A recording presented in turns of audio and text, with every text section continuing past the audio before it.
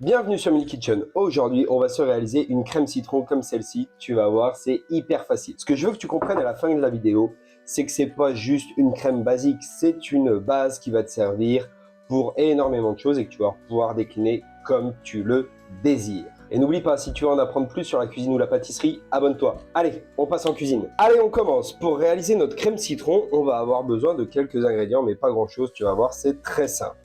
On va avoir besoin de farine ou de maïzena, d'œufs auxquels on va récupérer que les jaunes, de sucre et des citrons tout simplement.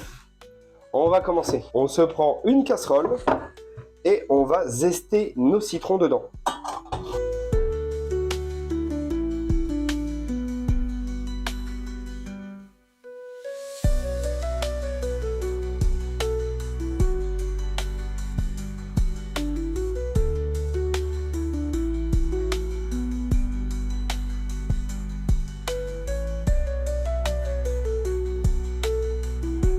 Une fois les zestes faits, on va tout simplement ajouter du jus de citron, de nos citrons zestés.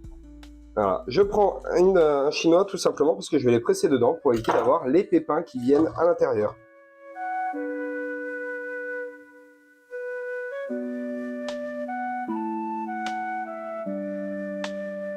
Et voilà, une fois que ça c'est fait, on va tout simplement se peser du sucre et de l'eau pour réaliser un sirop. On se munit d'une balance, tout simplement.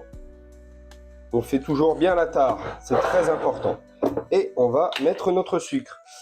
Le sucre, ajoutez-le en fonction de ce que vous recherchez, d'accord? Si vous voulez quelque chose de pas forcément trop acide mais assez goûtu, mettez un peu plus de sucre. Si c'est l'inverse, mettez moins de sucre, d'accord? Allez. On va partir sur 150 et un demi-litre d'eau. Et on met ça en cuisson. Pendant que ça chauffe, on va s'occuper de préparer tout simplement notre base œuf, sucre, farine, qui est exactement la même que pour la crème pâtissière. Sauf que dans celle-ci, on ne va pas utiliser de lait, tout simplement parce qu'on utilise des produits acides. Donc si on met du jus de citron dans le lait, on va faire cailler notre lait et le faire tourner. Et on va complètement rater notre préparation, ce n'est pas le but.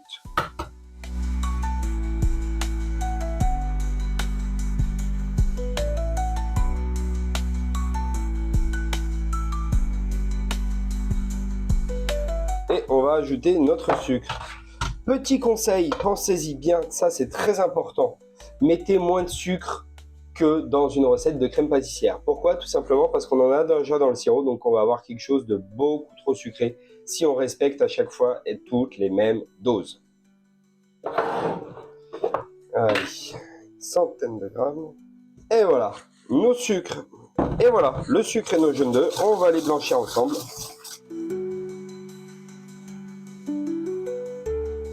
On va ajouter notre maïzena ou notre farine en fonction de ce qu'on veut faire.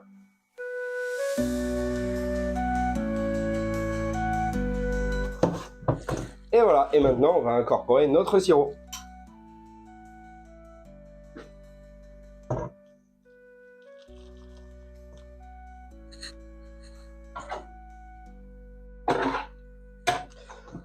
On va en mettre la moitié, on va détendre notre appareil tout simplement. On passe bien sur les bords, on récupère tout ce qu'on peut. Et on va revenir dans notre casserole. Avec une maryse, on récupère bien tout ce qu'il y a au fond, bien important ça. Et on repasse sur le feu pour la cuisson. C'est exactement le même principe que pour la crème pâtissière. Cuisson, feu moyen, et on n'arrête pas de remuer.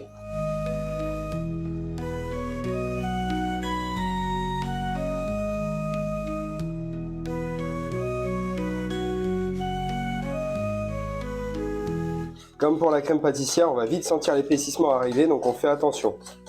Et voilà, notre crème citron est cuite. On va juste y incorporer un petit peu de beurre, tout simplement pour la rendre plus onctueuse encore. Cette étape, on la fait hors feu, il n'y a pas besoin de rester sur le feu justement, parce que sinon on va trop cuire notre crème, et elle est déjà assez chaude pour pouvoir mélanger correctement le beurre. Et voilà, elle est prête. On va goûter tout ça et on va la débarrasser dans un plat et on va la filmer pour la laisser refroidir tranquillement. On prend une cuillère. J'adore cette crème. On se prend un plat et on va la débarrasser dedans tout simplement.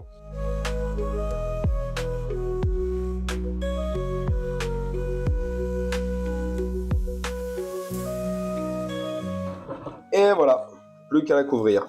Mais pourquoi vous la couvre, vous me direz? Bah regardez la vidéo sur la crème pâtissière, c'est exactement la même raison. Je vous explique tout ça dedans. Et ça part au frigo refroidir pendant une bonne petite demi-heure, 1 heure.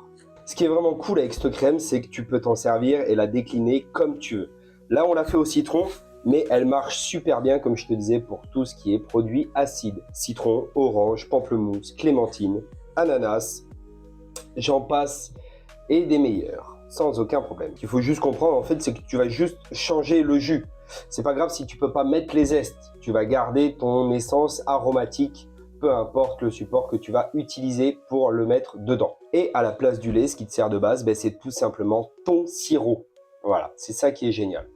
Après, si tu prends directement un jus, par exemple, si tu veux faire à la pomme, tu prends ta bouteille de jus de pomme, tu n'as pas forcément besoin de faire un sirop. Tu vas juste faire chauffer ton jus de pomme et tu vas venir l'incorporer directement dans ton mélange. Les erreurs les plus fréquentes qui peuvent arriver, ben, tout simplement, c'est les mêmes que pour la crème pâtissière.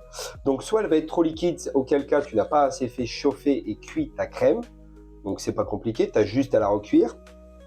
Deuxième cas, elle va être grumeleuse, granuleuse, etc. Mais c'est potentiellement où tu l'as trop cuit, ou tu as mal incorporé tes ingrédients. C'est pas grave, ça se rattrape.